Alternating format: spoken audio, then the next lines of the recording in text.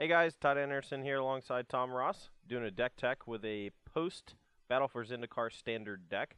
Let's go and take a look at this sweet, sweet brew. So, long story short, well, I guess long story long, Brad Nelson and a couple other people for like an entire standard season worked on this deck called the Aristocrats. And it was called that because it had Cartel Aristocrat and Falconwrath Aristocrat to start with.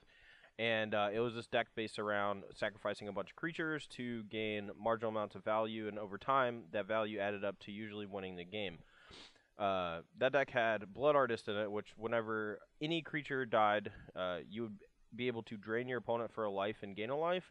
And we have something kind of similar to that out of Battle for Zendikar in Zulaport Cutthroat, although it's just a little bit different.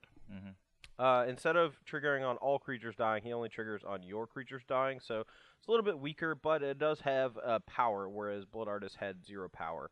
So it can maybe get in a damage or 2 by attacking, or trade off with an opposing creature or something if you desperately need it to.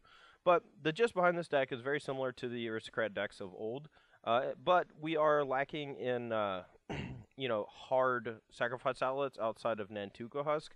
The older version had 2 different guys that could sacrifice either Veryl's the Scar striped in the Abzan version, or Cartel Aristocrat in both versions, and Falconwrath Aristocrat in the Mardu versions. But this one we just have Nantuko Husk, but we also have Bone Splinters, and this card's been in at least one other standard format in what was the set? Avacyn Restored? Maybe. Yeah, I think it was an Avacyn Restored, but it never really saw a lot of play in that format, and I don't really know why. I guess it was overshadowed by Tragic Slip at the time, and there were a number of other cards that were similar to that, but we don't really have access to those, so we're using Bone Splinters and Nantuko Husk to sacrifice creatures for a bit of value.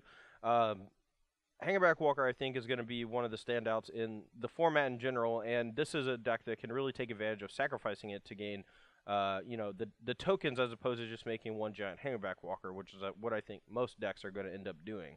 But aside from Hangerback Walker, we also have some other sticky creatures in Blister Pod and Carrier Thrall. These 2 guys, just give you creatures that you don't mind sacrificing to Bone Splinters. Both of them, when they die, you get a 1/1 Eldrazi spawn, or not a spawn, a Scion. Scion.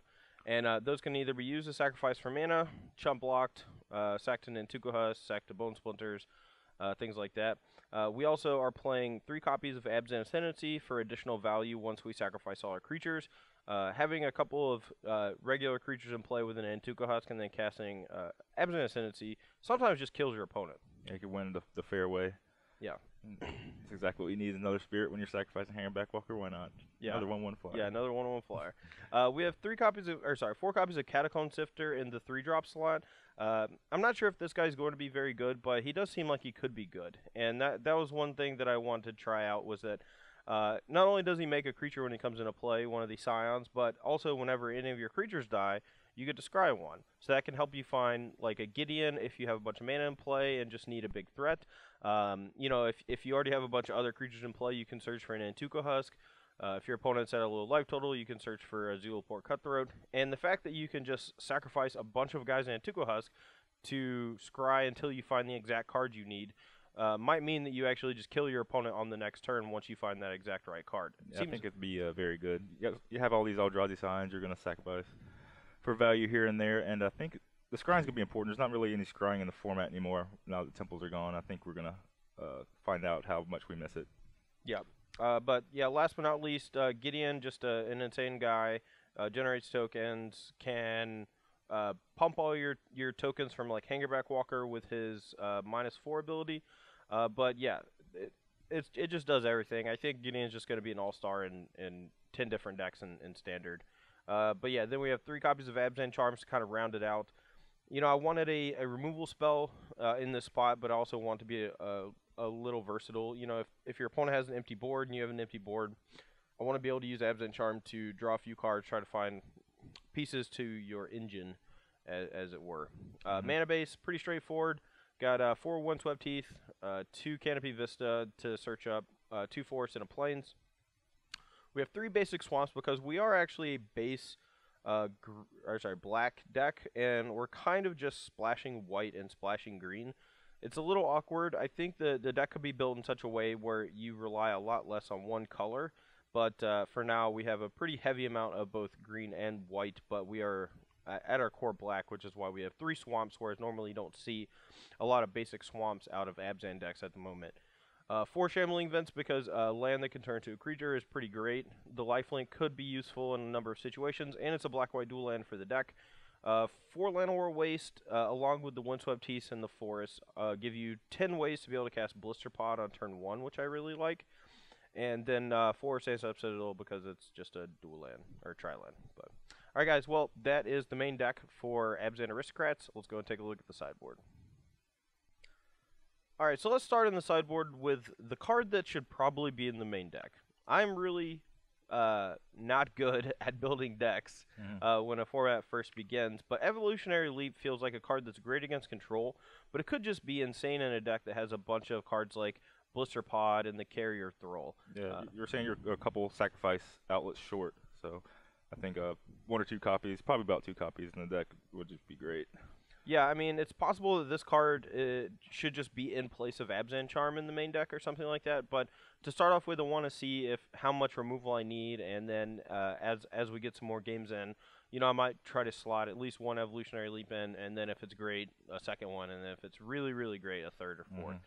Other than that, though, in the sideboard, we do have 3 copies of Self-Inflicting Wound that I think are going to be good in general against you know, the Abzan aggro decks featuring Anafenza, since that card's so powerful against us.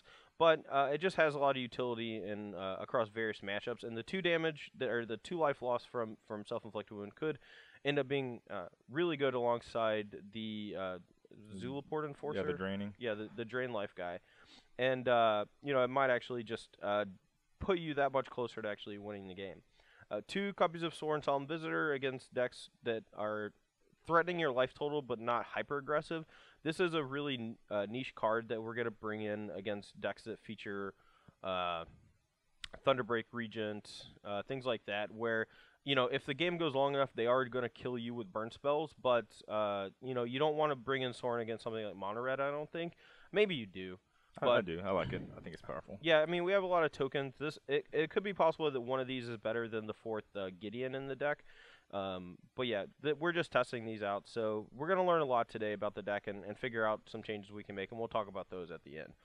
3 Ration Clerics to come in against aggressive decks, 2 Dramoka's Command to help out against enchantments, and also just be this versatile card that we can have access to, and then 2 copies of Murderous Cut to give us some more ways to kill Anafenza or just giant creatures that our opponents may play. Anyway, guys, that's going to be it for the Abzan Aristocrats deck tech. Let's go ahead and get to the games.